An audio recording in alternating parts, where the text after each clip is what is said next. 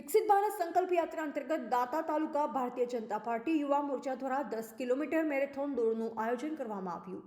તારીખ 18/2/2024ના રોજ ભારતીય જનતા પાર્ટી દાતા તાલુકા યુવા મોરચા દ્વારા વિકસિત ભારત સંકલ્પ યાત્રા અંતર્ગત 10 કિલોમીટર મેરેથોન દોડનું આયોજન કરવામાં આવ્યું, જેમાં દાતા સર ભવાની સિંહ વિદ્યાલયથી સવારે 8 કલાકે દોડનું પ્રસ્થાન કરવામાં આવ્યું અને 9:15 કલાકે મોટાસડા મુકામે સરસ્વતી વિદ્યાલય ખાતે પહોંચ્યા, જેમાં મોટા પાયે યુવાનો અને યુવતીઓ જોડાયા।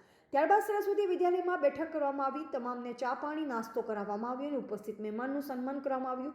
ત્યારબાદ મેરેથોનમાં પ્રથમ, દ્વિતીય અને તૃતીય આવનારને પ્રમાણપત્ર અને મેડલથી સન્માનિત કરવામાં આવ્યા હતા। યાત્રા અંતર્ગત આયોજિત મેરેથોન દોડમાં દાંતા તાલુકા યુવા મોરચાની ટીમે આયોજન કરેલું। દાંતા સર ભવાની વિદ્યાલયથી આજ રોજ સવારના વહેલા 8 વાગે સ્ટાર્ટ કરેલું અને 9:15 જે પૂરું કર્યું મોટાસડા મુકામે સરસ્વતી વિદ્યાલયમાં।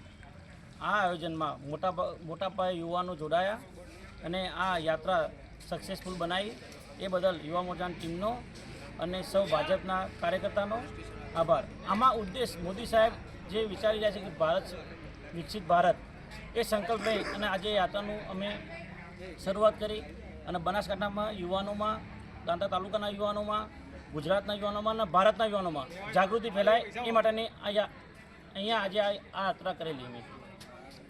સ્ટાર્ટ વિકસિત ભારત સંકલ્પ યાત્રા અને ભારતીય યુવા મોરચા દ્વારા આજે એક સુંદર મેરેથોનનું આયોજન થયું અને હું તો ધન્યવાદ આપું છું વીરભદ્રસિંહ પરમારને કે પહેલીવાર મારા જાણવા મુજબ મેરેથોનનું આયોજન દાતા તાલુકામાં થયું હોય અને ઉદ્દેશ ખૂબ સુંદર છે અને એ ઉદ્દેશને બળવત્તર કરવા માટે ખૂબ યુવાનો, લગભગ 203 જેટલા યુવાનો આ મેરેથોનમાં જોડાયા। 10 કિલોમીટરનું રન હતું અને વિદ્યાર્થી ખૂબ ઉત્સાહથી ભાગ લીધો।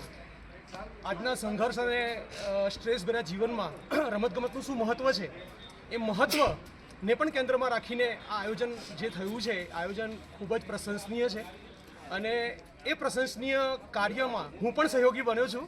તો એ સંદર્ભે હું ભારતીય યુવા મોરચાનો, દાતા તાલુકાનો ખૂબ ખૂબ આભારી છું। ધન્યવાદ। જય હિન્દ, જય જિનેન્દ્ર। રિપોર્ટર પિયુષ પ્રજાપતિ, દાતા।